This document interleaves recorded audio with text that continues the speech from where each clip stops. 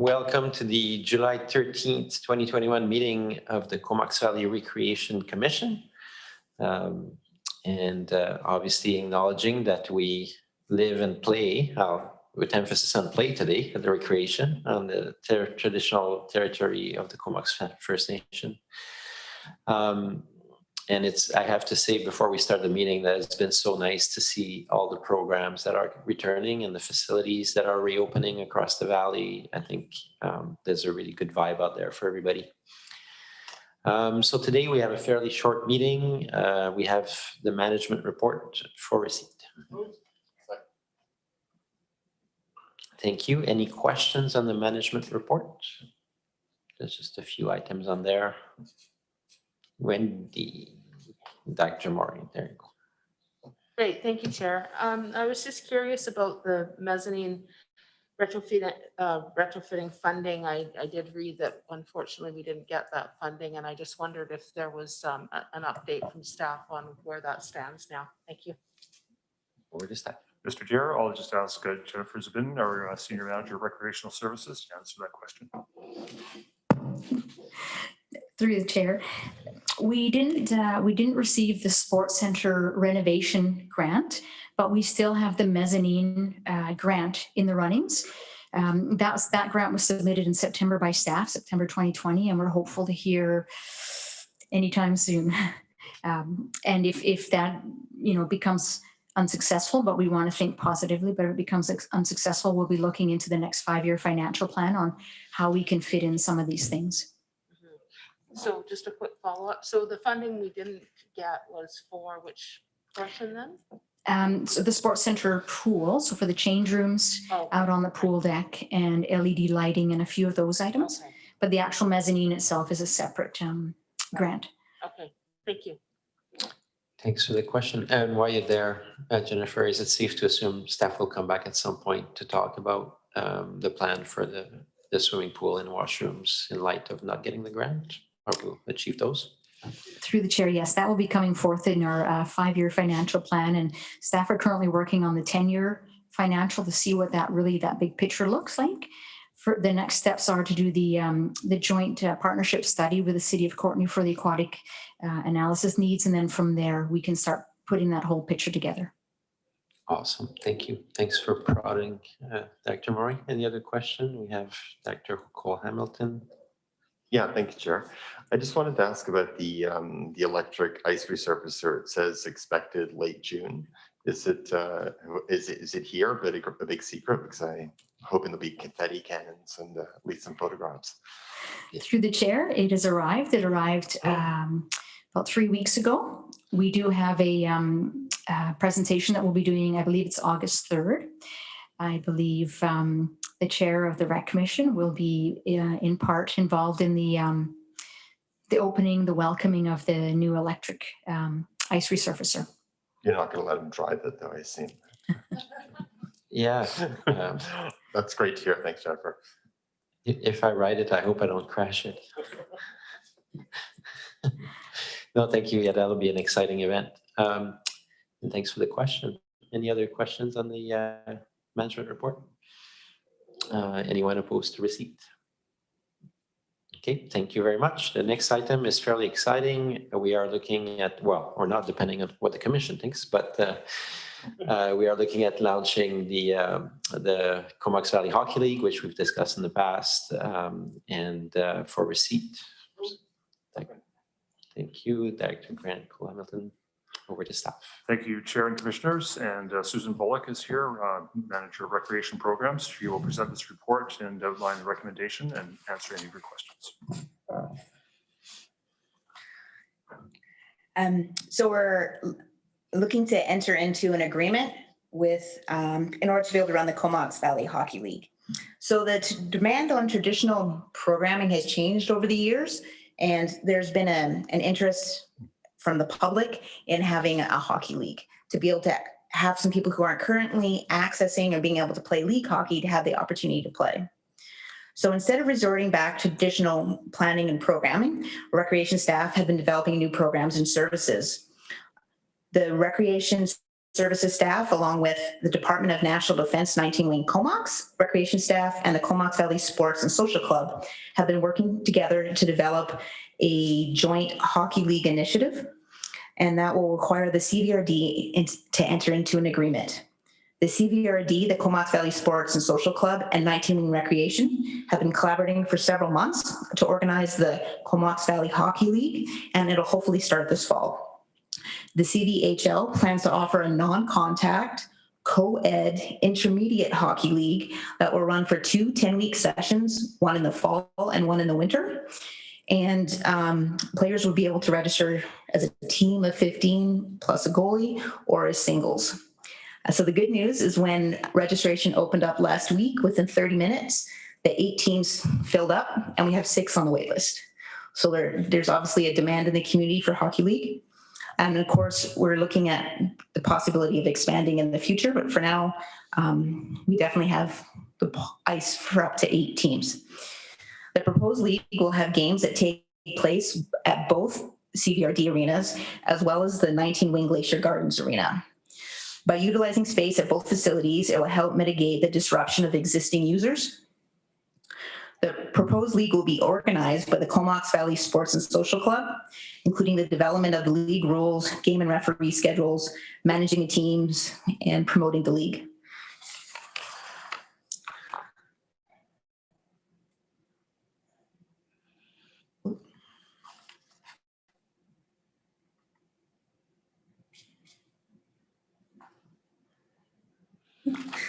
Strategic priorities. So this initiative addresses the following priorities: the CVRD strategic drivers, community partnerships, because we'll be partnering with the Comox Valley Sports and Social Club and 19 Wing Recreation. Also fiscal responsibility through the careful management and modification of existing services to better meet the need of area residents. The project also meets 2 of the Recreation Commission's strategic priorities. Goal 4, accessibility, by improving access to organized sport for local residents and providing lower income residents the opportunity to play league hockey. Strategic goal 2, partnership between jurisdictions, collaborating with both the private sector and a federal agency to offer service.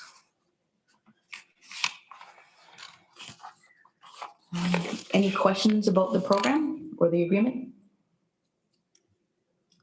Thanks for the brief presentation. I'm sure we'll have some, Director Holcomb. Yeah, thanks very much. I was just wondering whether this particular includes the use of other facilities like Glacier Gardens, what impact this would likely have on other users. I know certainly trying to make sure this fair use of ice time has been an issue that we've been looking at over the last year in relation to Ring At and others. So just what impact it would have on other users. So at our facility, the existing users, there were some changes made to pre-COVID schedules in order to accommodate youth activities. So some changes were made for that. Changes made for the league, no team was moved by more than 15 minutes, with the exception of one team that was moved by 45 minutes. So everybody else had some slight adjustments in order to fit the league in, which is part of the reason that we have half the game scheduled to happen at Glacier Gardens. And does that mean that other users would still, despite those small changes in their times, have the same amount of time available to them on the ice in the end? Yes, all our regular users will have the same amount of time on ice, other than their start time was usually adjusted back by 15 minutes to make all the changes happen. One of the teams that gave up their ice because they chose to join the league was a regular user of the CVRD facilities. And we had 2 teams from 19 Wing who chose to join the league, who also willingly gave up their ice to join the league and have someone else do all the organizing for them. Okay, that sounds good. Thanks very much. Yeah, thanks. And I mean, you're making it sound like an easy process, and I know it was an arduous one at times. And I really appreciate the work of staff, but also of all the different clubs and partners and teams that put some chips in. I'd also like the commission to know that we are dealing with one appeal right now, so from one team. So there's still some things to be finalized, but that appreciation for everybody chipping in to get this started is definitely there. Is there a question from Director McCollum? Sharon, thanks so much for the report. I think this league going forward could be a really innovative approach, and I haven't heard of other communities where they're able to find this partnership between different ice facilities and you know, an established kind of a private intramural type of business. So I think staff should really be commended on looking for an innovative approach to addressing ice time and adult recreation in our community. After reading the terms in the contract, I was curious to know if the way that this has been set up is basically a cost recovery for the CVRD, if we're basically administering the collection of league fees, and then it's meant to cover all the costs in terms of our partnerships that are laid out in the contract. So in order to fit the league in, there were some changes made to the schedule. So any of the ice that was removed that was previously rented that became league ice, it balances each other out. So the cost that we would have made by renting the ice is almost on par with the amount of money we'll make for running the league. If the teams that chose to join the league also rent the ice, we could actually be slightly ahead. And that would also include the fees that we're going to be paying out to the contractor, the Comox Valley Sports and Social Club, correct? Yeah, to run it. Oh, that's great. And can I ask one more question? Go ahead. I noticed that the intention is to have a co-ed league. Has there been interest from both men and women, or is it meant to be mixed teams or men's and women's teams playing together? Some of the teams definitely have women on them. I do not, a women's only team has not registered. And I mean, I guess this may be getting into the weeds, but is the intention that there's a requirement that all the teams have? I know that they do that in other sports, that if you're going to run co-ed, you have to have X number of women like on the ice, or is it meant to be kind of open to a more flexible system? We haven't put that requirement in. We were going to see what the demand was, which was even greater than we anticipated. And we can look at, if in the future we expand this program, we can look at different tiers, and maybe they'll have different requirements. But as this is our first crack at it, we left it open. Makes sense. And how many teams are signed up? 8 teams. So we have 8 booked, and we have 6 on the wait list. Wow, that's great. Thanks. That's great. Thank you. Dr. Maury. Great, thank you, Chair. Just to follow up on Director Cole-Hamilton's question. I know this isn't specifically around allocation, but obviously it plays into it. I know that some of the youth teams were concerned about allocation at hours that were later in the day, et cetera. So it wasn't just about amount of time, it was also about the time of the day. And I just wondered if those issues, have been rectified as well. Yes, there were 2 groups in particular that we adjusted their ice time, and actually the adult ice users on the weekends got their time moved back, so those groups could actually play earlier. Okay, great, thank you. That's great. Thank you. Any further questions on this one? Looking pretty good. Well, it'll be, I expect, as anything, we'll learn some stuff in the fall, and maybe we can look for a report in January or December to see how things went in the first iteration. If the commission is willing to receipt and move to the recommendation. Anybody opposed to receipt? Nope. Okay. Then on to the recommendation. Thank you.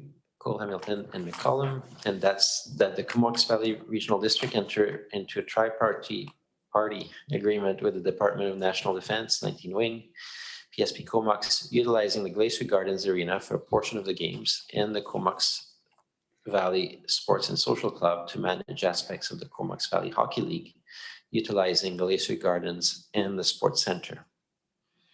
Everyone's here today, so we can actually do a vote in favor. All in favor? Thank you. Anyone opposed? And that passes. Thank you. Moving on to the next item, financial assistance for recreation services for receipt. Thanks, Dr. Mayor and Grant. Over to staff. Thank you very much, Chair and Commissioners, and Susan will also present this report and answer any of your questions. Okay.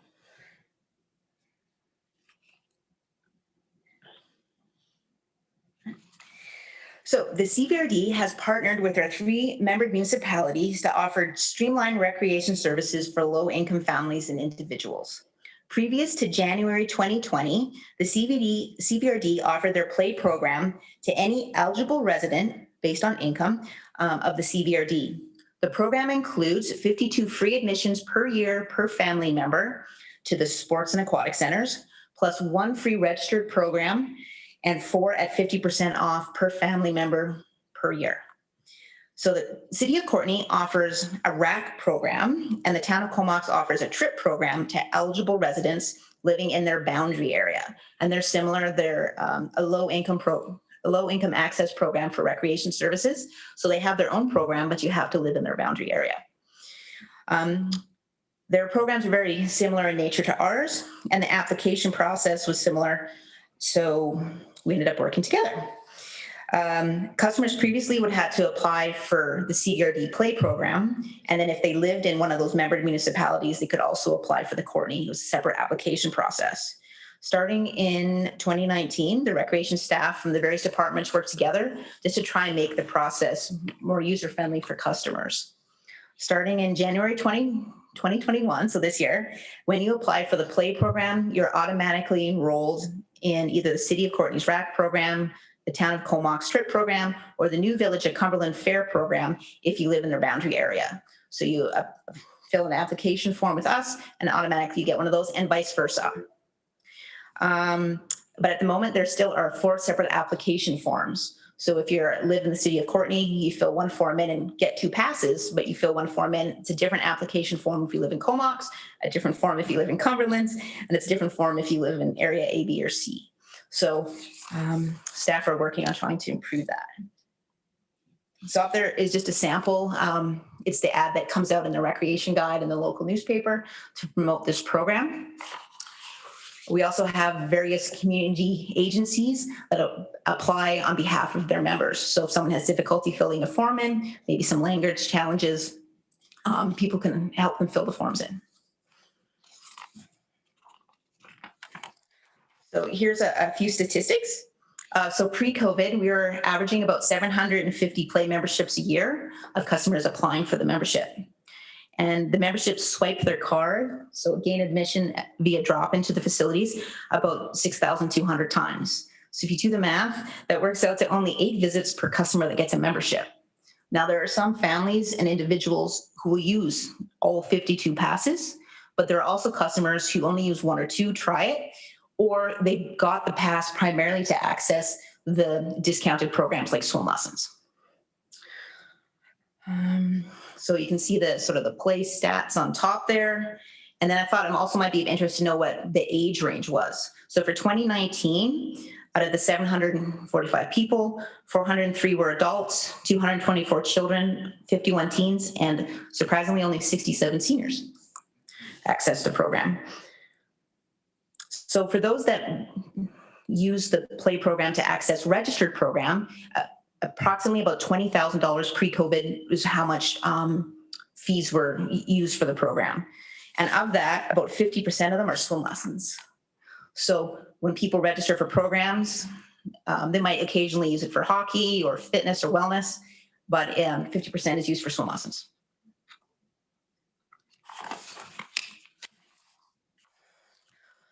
So we currently use the low income cutoff, the LICO, to determine the eligibility for the program if you're eligible to receive a play membership or not. The LICO focuses on the amount of money spent by a family on necessities like housing, clothing, and food, and is determined by the federal government. So if a family is spending a substantially higher amount of their income on necessities, then they fall below the LICO. Currently on Vancouver Island, all the municipalities that use or have a low-income subsidy recreation program use the LICO as their measure for determining if someone's eligible or not. Some of them are looking at changing that, or also possibly just looking at a different way of doing it. So staff from the 4 recreation departments are working together to further streamline the application process. Instead of having 4 separate forms, we are hoping for 2022 to have 1 form. And ideally, we're looking to the possibility of developing a 1-year trial that would allow participants to access services from all the municipalities. So if you lived in Cumberland, you could take a Courtney program or a CVRD program. So the recreation department staff are looking at the low income cutoff rates to see if that's the best fit for the community, and also to see if we can streamline the process and make it easier and have, no matter where you live, be able to access any of the programs. So the most recent low-income cutoff rates are listed at the top of the table there. So for your information, if you're wondering from the different zones, how many people would fit into that category.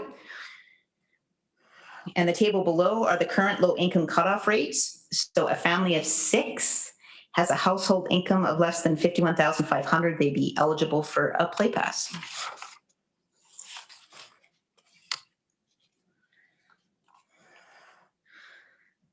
The following COVID-19 response and renewal framework priorities are supported by this program, adapting to changing community priorities by modifying the play application process and program parameters based on community needs, and maintaining core services at affordable cost, ensuring the play program cutoff rates are updated annually and reassessed to make sure they're the best fit.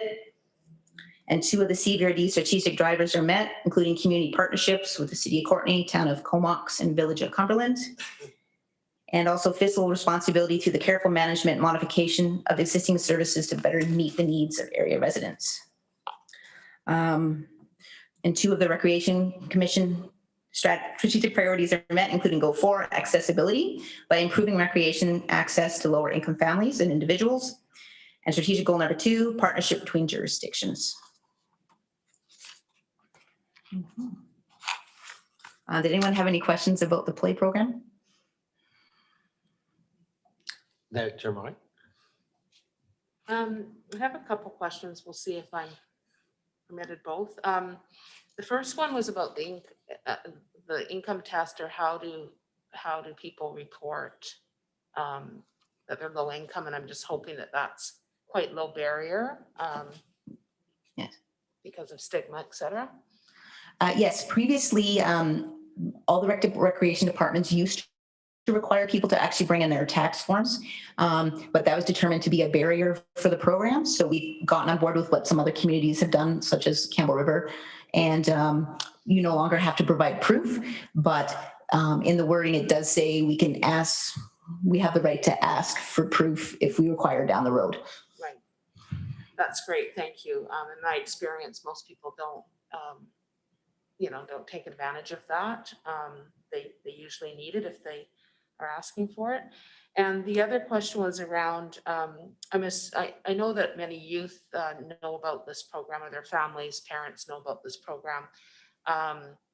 But I'm just curious about the seniors numbers, because they were quite low. And I just wondered if the word is getting out to seniors, because we certainly have a lot of low income seniors in the community as well. And I just wondered how they would find out about this. It is obviously on their website and the rec guide, the Active Comox Valley page. But we have contacted all of the different services groups and sent out the information. Sorry. And I think part of the reason might be that there's a lower is if you look for a family of 2, that number is quite low to be eligible. So unless someone has, so they can get in for swimming and fitness classes, but there hasn't been a high demand. Yeah, so the one in the household is 21,687, right? Is that correct? And That's good.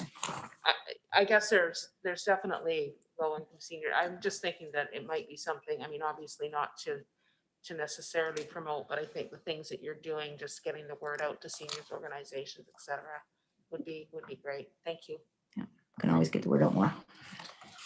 Yeah, and building on that, it's, if I got, I'm not sure if all the numbers were people or some of the numbers were households, like when you had the figures up and you had 7,500 people, right? Or households. So the 7,445, that's the number of people, Of so people. not household. And pre-COVID, we had about 750 people or so. So we had 750 people who accessed our program. Yeah. But those stats are the number of people who are eligible based on income from the census. Got it.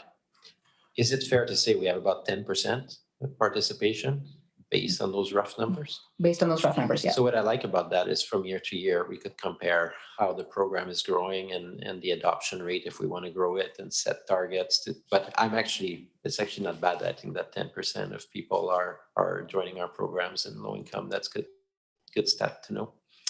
Any further questions on this one? And I want to thank staff. I know it's one of those projects that was semi-paused in terms of the low-income pass during COVID time, but it's nice to see that some work was done and that we're ready to roar with it moving forward. So this is just for receipt. There's no recommendation, just for information. All in favor?